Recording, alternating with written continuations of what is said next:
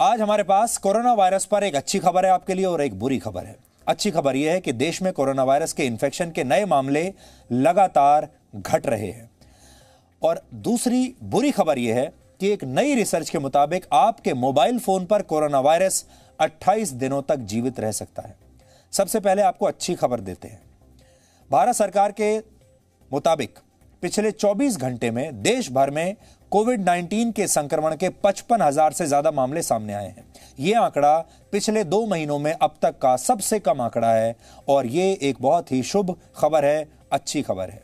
पिछले 24 घंटे में 706 लोगों की मौत हुई है और पिछले एक हफ्ते में आए मौत के आंकड़ों में यह आंकड़ा सबसे कम है। इस समय कोरोना वायरस के कुल 71 लाख मामलों के साथ भारत पूरी दुनिया में दूसरे नंबर पर है। 78 लाख मामलों के साथ अमेरिका पहले नंबर पर है। हालांकि इसमें एक्टिव मामलों की संख्या सिर्फ 8,38,000 है। कुल एक्टिव केस पिछले 5 दिनों से लगातार 9 लाख से कम बने हुए हैं। भारत में कोरोना वायरस का रिकवरी रेट 87% है, यानी हर 100 में से 87 मरीज स्वस्थ हो रहे हैं, ठीक हो रहे हैं। देश में अब तक 63 लाख मरीज ठीक हो चुके हैं और कोरोना वायरस से रिकवरी के मामले में भारत पूरी दुनिया में पहले नंबर पर है। कोरोना वायरस के संदर्भ में एक और अच्छी खबर है। स्वास्थ्य मंत्री डॉक्टर हर्षवर्धन ने कहा है कि अगले साल की शुरुआत में भारत में कोविड-19 की वैक्सीन आ सकती है, बन सकती है अगले साल के शुरुआत में, और जुलाई 2021 तक 20 करोड़ से ज्यादा लोगों को यह वैक्सीन मिल चुकी होगी। यह तो अच्छी खबर है। अब एक खबर जो आपको चिंता में डालेगी। हालांकि कोरोना वायरस के इन्फेक्शन से आपका शरीर 14 दिनों में ठीक हो जाता है, लेकिन आपके मोबाइल फोन पर यह वायरस 28 दिनों तक जीवित रहता है और यह दावा है ऑस्ट्रेलिया की नेशनल साइंस एजेंसी CSIRO का। हालांकि पहले यह माना जाता था कि कोरोना वायरस अलग अलग सतहों पर 3 दिनों से 6 दिनों तक ही जिंदा रहता है। नई रिसर्च के मुताबिक corona virus mobile phone, currency notes और स्टील पर सबसे ज्यादा यानी 28 दिनों तक जीवित रह सकता है, जबकि ऐसी स्थितियों में फ्लू का वायरस सिर्फ 17 दिनों तक जीवित रहता है। यह रिसर्च प्रयोगशाला के 20 डिग्री तापमान वाले अंधेरे कमरे में किया गया था। कम तापमान में कोरोना वायरस सबसे देर तक टिकता है, यानी जितना तापमान कम होगा कोरोना वायरस उतनी ही देर तक जिंदा रहेगा। अब सर्दियां आ रही हैं, इसलिए कोरोना वायरस और ज्यादा देर तक जिंदा रह सकता है क्योंकि तापमान कम होगा। हालांकि जैसे जैसे तापमान बढ़ता है यानी गर्मी बढ़ती है, कोरोना वायरस के जीवित रहने की संभावना कम हो जाती है। स्मूथ सरफेस यानी समतल सतह पर यह वायरस ज्यादा दिनों तक जीवित रहता है। आपके मोबाइल फोन की स्क्रीन भी बहुत स्मूथ होती है, समतल होती है, जबकि कपड़े या किसी खुरदरी सतह पर यह वायरस 14 दिनों के बाद जीवित नहीं रह पाता।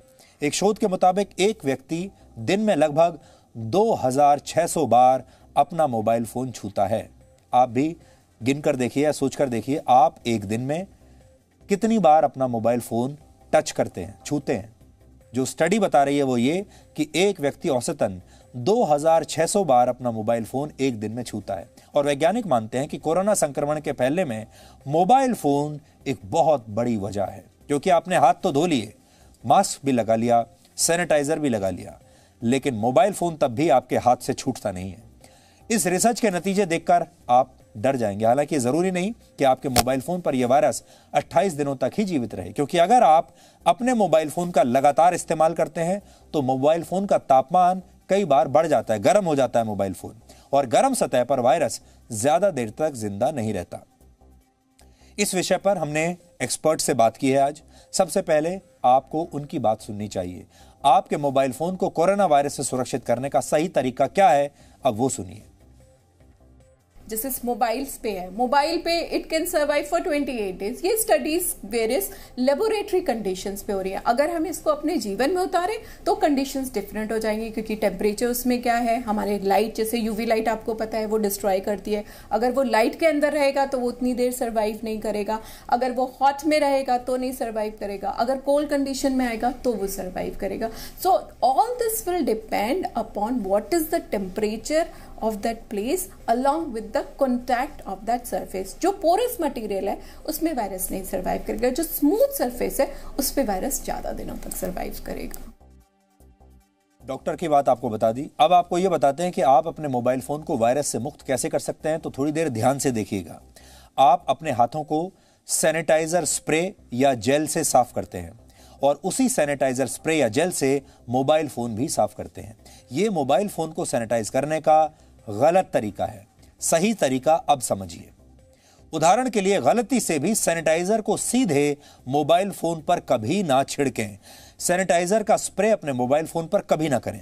सैनिटाइजर को किसी रुई, सूती कपड़े या टिश्यू पेपर पर पहले स्प्रे करें और फिर इस सूती कपड़े से या टिश्यू पेपर से या रुई से मोबाइल फोन को साफ करें। मोबाइल फोन के कवर को हटाकर उसे अच्छी तरह से साफ करना चाहिए। यह जरूर ध्यान रखें कि किसी भी तरह का लिक्विड मोबाइल फोन के अंदर न जाए। मोबाइल फोन को सैनिटाइज करने के बाद उसे 5 मिनट के लिए अलग रख दें ताकि उस पर लगे केमिकल्स अच्छी तरह से सूख जाएं। इस तरह से मोबाइल फोन को सैनिटाइज करके आप कोरोना वायरस से बच सकते हैं और आपका मोबाइल फोन भी खराब नहीं होगा, क्योंकि अगर आप सीधे स्प्रे करेंगे तो आपका मोबाइल फोन खराब हो सकता है। पिछले कुछ महीनों में कई ऐसे मामले आए हैं जिनमें एक बार ठीक हो चुके मरीजों को कुछ ही दिनों के बाद कोरोना वायरस का इन्फेक्शन फिर से हो गया। तो बहुत सारे लोग ये सोचते हैं कि हमें एक बार इन्फेक्शन हो गया, अब हम सुरक्षित हैं, कम से कम कुछ महीनों तक अब हमें दोबारा इन्फेक्शन नहीं होगा। ये भी गलत है। इसी वर्ष अप्रैल के महीने में हांगकांग के 33 साल के एक व्यक्ति को कोरोना वायरस का इन्फेक्शन हुआ और वो कुछ ही दिनों में ठीक भी हो गया, लेकिन 4 महीनों के बाद यह व्यक्ति एक बार फिर से संक्रमित हो गया। इस व्यक्ति को हांगकांग में कोविड-19 का पहला री इन्फेक्शन का केस बताया गया है। जब यूनिवर्सिटी ऑफ हांगकांग के वैज्ञानिकों ने इसकी जांच की तो पता चला कि इस व्यक्ति को दोनों बार अलग अलग प्रकार के कोरोना वायरस का संक्रमण हुआ है। कोरोना वायरस के संक्रमण से बचाव का एक तरीका है हर्ड इम्यूनिटी। मेडिकल साइंस में हर्ड इम्यूनिटी उस प्रक्रिया को कहते हैं जब आबादी का एक बड़ा हिस्सा वायरस से संक्रमित हो जाता है या फिर कर दिया जाता है ताकि वो वायरस से इम्यून हो सके और लोगों के शरीर में वायरस से लड़ने वाले एंटीबॉडीज अपने आप ही बन जाएं। भारत में हुए दूसरे सेरो सर्वे के नतीजों में यह पाया गया कि अगस्त 2020 तक भारत में 7% लोग कोरोना का शिकार हो चुके थे। अगस्त 2020 तक, इसका मतलब है कि अगस्त के महीने तक भारत में 6 करोड़ लोगों को कोरोना वायरस का संक्रमण हो चुका था। यह पहले सेरो सर्वे के नतीजों के मुताबिक 10 गुना ज्यादा है। यह उसके मुकाबले 10 गुना ज्यादा है। देश के पहले सेरो सर्वे में यह आंकड़ा सिर्फ 64 लाख था। जानकारों के मुताबिक अगर भारत की 60 से 70% आबादी कोरोना से संक्रमित हो जाए और लोगों में इसकी एंटीबॉडीज खुद बन जाएं, तो वायरस के संक्रमण की रफ्तार और क्षमता कम होने लगेगी और धीरे धीरे यह खत्म हो जाएगा। हालांकि इसमें खतरा भी है। कोरोना वायरस के इन्फेक्शन से बहुत लोगों की जान जा सकती है, इसलिए कोरोना वायरस की वैक्सीन ही सबसे सही विकल्प है। हर्ड इम्यूनिटी उतना अच्छा विकल्प नहीं होगा, यह मजबूरी का विकल्प है।